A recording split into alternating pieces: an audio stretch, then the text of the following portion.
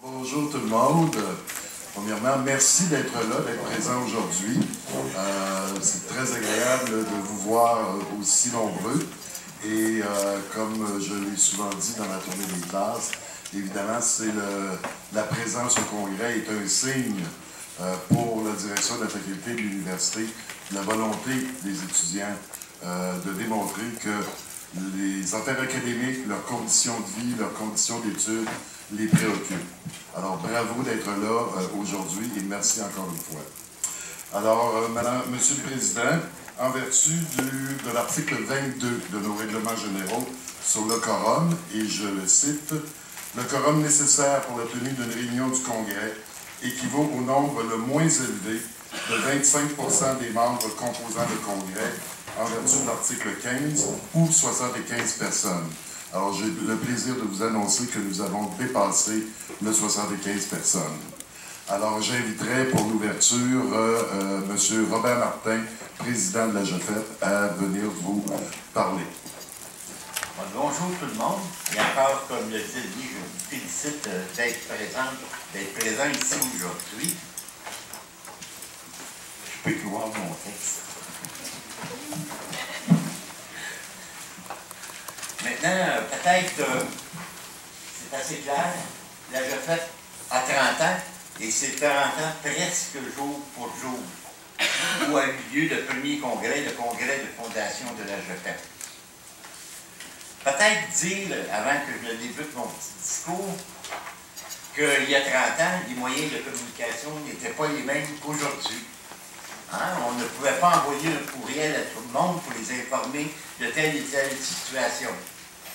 Donc, la GEFET, au moment de sa création, a créé une revue qui s'appelait Cité éducative et qui était envoyée à tous les membres, et cela régulièrement, afin de les informer du suivi des travaux qu'effectuait l'association étudiante à l'intérieur de la vie universitaire et celle de l'Université de Montréal, et aussi, bien sûr, à la faculté de l'éducation permanente. Donc, vous allez reconnaître dans le discours que je fais allusion à cette revue à quelques reprises. Étant donné que nous sommes aussi dans un congrès qu'on appelle de bilan et de perspective, bilan parce qu'on a 30 années qui se sont écoulées, avec un mandat qui était tout de même assez costaud à l'époque, dont je vais référer tantôt dans la lecture de ce petit discours. Et puis, bien sûr aussi que nous passons vers un avenir, que la personne qui sera choisie pour me succéder pourra vous présenter à ce moment-là les perspectives de l'avenir. Moi, je vais m'en tenir à ce que nous avons réalisé jusqu'à aujourd'hui et je laisserai à l'autre personne, celle que vous aurez choisie, de pouvoir vous donner la suite des choses. Dans le cahier de la revue de Cité éducative publiée en 1995, à l'occasion du 10e anniversaire de la GEFET, on lisait ceci. Ramenons nos montres à l'heure de 1984, il est 18h, et des hordes d'étudiants déambulent dans les corridors de l'Université de Montréal. Malgré l'affluence, tous les bureaux sont fermés. Il en va de même des cafétérias, des magasins, des librairies et de tous les services universitaires. Lumière fermée. Le kidam qui se pointe devant les machines distributrices peut se compter chanceux de dénicher une qui n'a pas été complètement vidée au cours de la journée. Il pourra se mettre sous la dent 2 bouchées d'un fromage cheddar fat accompagné de 2 biscuits soda avant d'aller passer 3 heures de cours dans une classe tantôt frigorifiée, tantôt surchauffée. C'est que la faculté de l'éducation permanente figurait en queue de liste des facultés pour le choix de ces salles de cours. Ce n'est plus ça maintenant. C'est dans ce contexte que 83% des étudiantes et des étudiants de la FET ont dit oui à la création de la GEFET en 1985, un résultat d'autant plus convaincant que près de 80% des étudiantes et des étudiants ont participé au vote. Nous étions réellement fiers. Malgré la légitimité ainsi acquis, ce nouveau joueur sur l'échiquier politique a été fraîchement accueilli. On ne nous a pas ouvert les bras rapidement. Je rappellerai simplement qu'il a fallu plusieurs années de revendications pour être représenté au service aux étudiants. Pourtant, là où on fait des cotisations fort importantes. Ce n'est d'ailleurs qu'à la fin des années 90 que notre bataille du droit de la représentation s'est terminée lorsque nous avons obtenu un siège au Conseil de l'Université de Montréal, la plus haute instance dans notre établissement. Avant d'en arriver là, nous avons tenu un référendum à remporter haut la main pour que la Jafet s'accrédite comme représentante des étudiantes et des étudiants de la Faculté d'éducation permanente en vertu de la loi sur l'accréditation et le financement des associations étudiantes et qu'elle acquiert ainsi une base légale qui a été fondamentale dans notre histoire. Quelques années plus tard, nous avons aussi joué un rôle majeur pour l'obtention d'un amendement à cette loi qui a ajouté la catégorie éducation permanente aux deux catégories qui existaient déjà, le premier cycle régulier et les études supérieures. On venait de reconnaître en cela que l'éducation des adultes, nous sommes tous des adultes à l'université, mais ceux qui plus particulièrement viennent du marché du travail, qui ont des responsabilités familiales, on venait de reconnaître dans la loi que ces gens-là pouvaient se regrouper et se représenter. Pour nous prévaloir pleinement de cette nouvelle catégorie, nous avons tenu un deuxième référendum, ce qu'exigeait la loi. Lui aussi gagné par une très forte majorité, qui a fait de la Jafet la représentante de l'éducation permanente dans l'ensemble de l'Université de Montréal. C'est en vertu de cette deuxième accréditation que nous sommes aujourd'hui présents dans toutes les instances et tous les comités de l'université où siègent les étudiants, comme à l'Assemblée universitaire et à la Commission des études. N'oublions pas qu'en vertu de la première accréditation, nous étions représentés dans toutes les instances de la Faculté d'éducation permanente. Donc, on venait de faire en sorte de couvrir l'ensemble de notre représentativité, tant à l'université qu'à la faculté. La Jafet a pris d'autres. Je dois dire aussi qu'il n'y a que deux associations à l'université qui ont une double accréditation. Il y a la Fédération des associations étudiantes, la FECUM, et la Jafet. Nous sommes donc deux associations majeures. La Jafet a pris d'autres initiatives pour assurer sa visibilité et s'enraciner dans la communauté universitaire. La première qui me vient à l'esprit est la création de cités éducatives dont je vous parlais tantôt. La première qui me vient à l'esprit est la création de la revue Cité éducative qui a été publiée de 1985 à 2007. Pourquoi qu'en 2007 nous avons arrêté? C'est parce que c'était plus nécessaire de faire de tels investissements puisque d'autres moyens étaient à notre disposition pour assurer la communication avec l'ensemble des membres. Les membres, d'ailleurs, à cette époque, recevaient la revue chez eux par la poste, mais elle était aussi largement distribuée sur le campus dans des dépotoirs à cet effet. C'est dans cette même perspective qu'a été créé le Rescopar de la rue Nantes au début des années 90, un service qui a débuté modestement dans des conditions très restrictives. Un service qui a pris de l'ampleur, comme vous avez pu le constater, et dont bénéficient nos nombreux membres qui ont des cours dans le pavillon où nous nous trouvons, mais qui dessert aussi l'ensemble de la communauté universitaire. Dans le monde étudiant, la Jafet a innové en créant, dès sa fondation, le service des plaintes et de l'information, qui était d'autant plus important à l'époque qu'il n'y avait pas encore d'ombudsman à l'Université de Montréal. Et le service n'a rien perdu de sa pertinence. Il œuvre aujourd'hui en complément et en collaboration avec le bureau de l'ombudsman. Depuis, de nombreuses associations d'étudiants réguliers se sont dotées d'un service similaire. Nous avons été ceux qui ont donné l'exemple sur ce service qui est caractérisé par l'ensemble des membres. L'argent est le nerf de la guerre, comme le dit un cliché, et les recours en justice coûtent très cher. C'est pour cela qu'après avoir consacré des sommes importantes dans des causes en justice, pour la reconnaissance des acquis, pour le droit à l'information, qu'a été créé le Fonds de défense juridique de la GEFEP.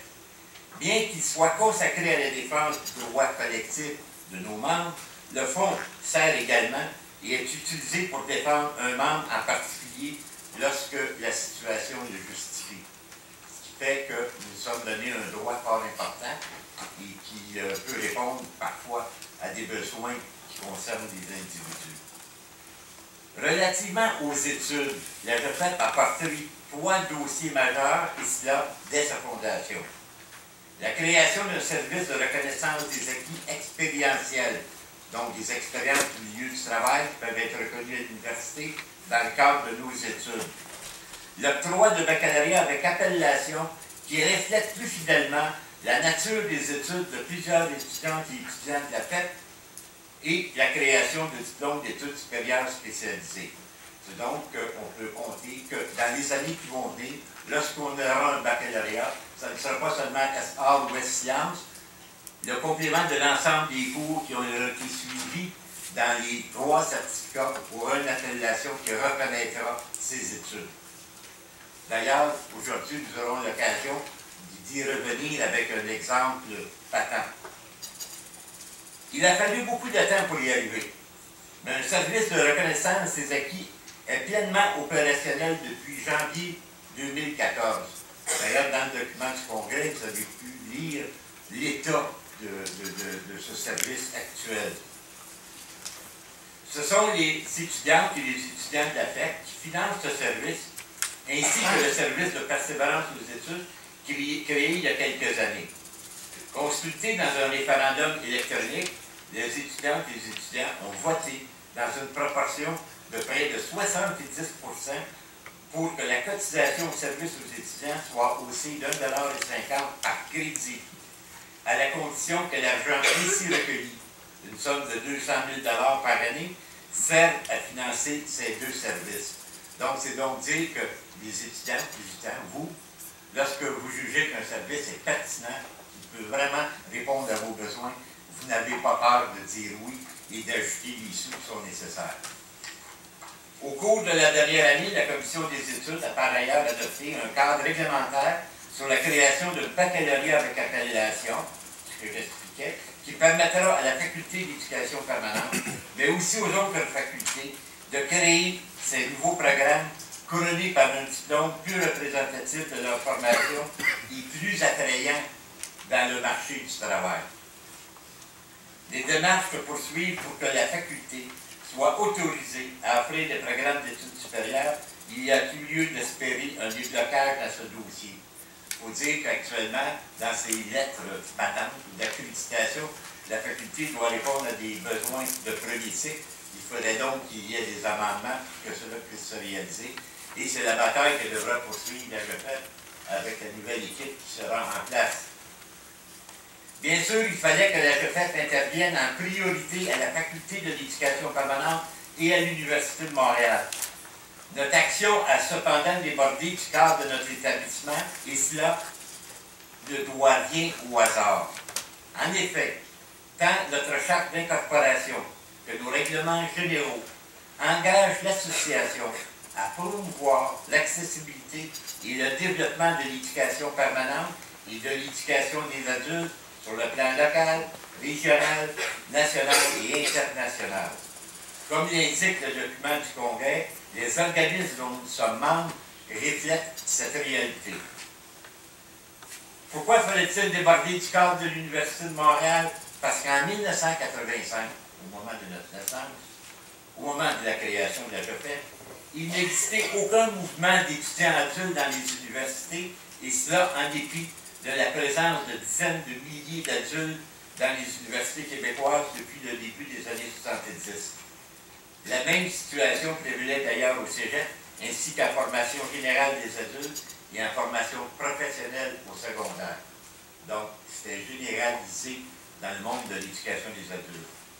À juste titre, la GEFEP a martelé pendant plusieurs années que l'éducation des adultes était le parent pauvre de l'éducation et cela se reflétait dans les politiques publiques et institutionnelle qui faisait peu de cas de ce vaste secteur.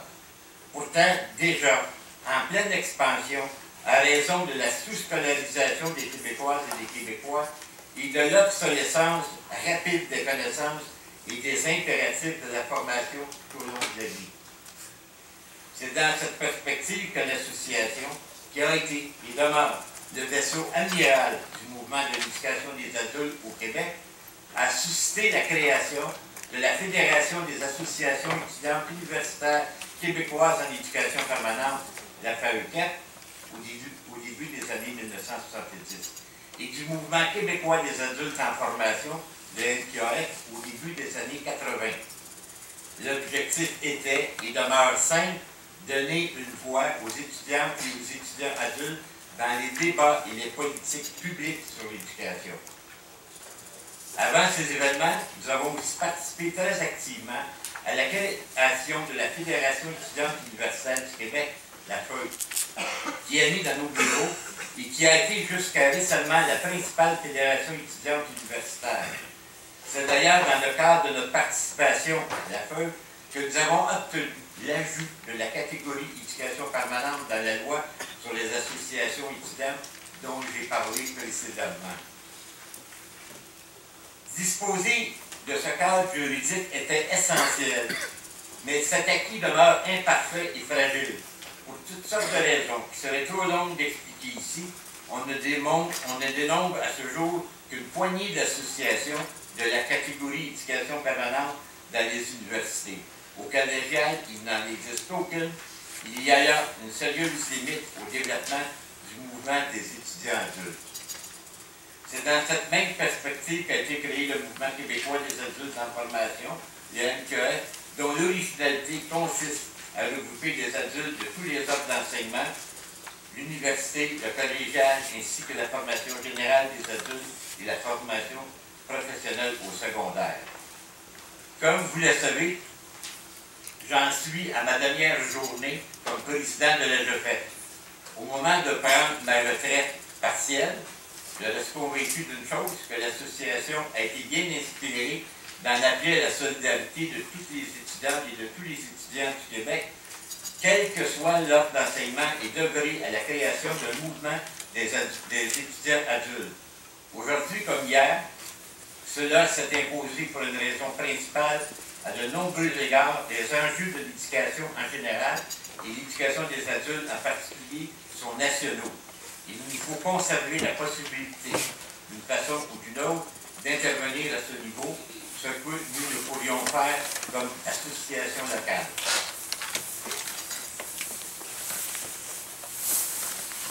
En terminant, je voudrais remercier tous celles et ceux qui, au cours de ces 30 dernières années, m'ont fait confiance en m'élisant à la présidence de l'AGEFET. Ce fut pour moi un honneur et un privilège de tous les jours de pouvoir vous représenter et de vous servir. Merci pour ces années de joie, de bonheur et d'accomplissement. Recevez aujourd'hui, toujours, toute ma gratitude. Merci, merci vraiment beaucoup. Permettez-moi maintenant de déclarer officiellement ouvert le 16e congrès biennal de l'AGEFET. Merci.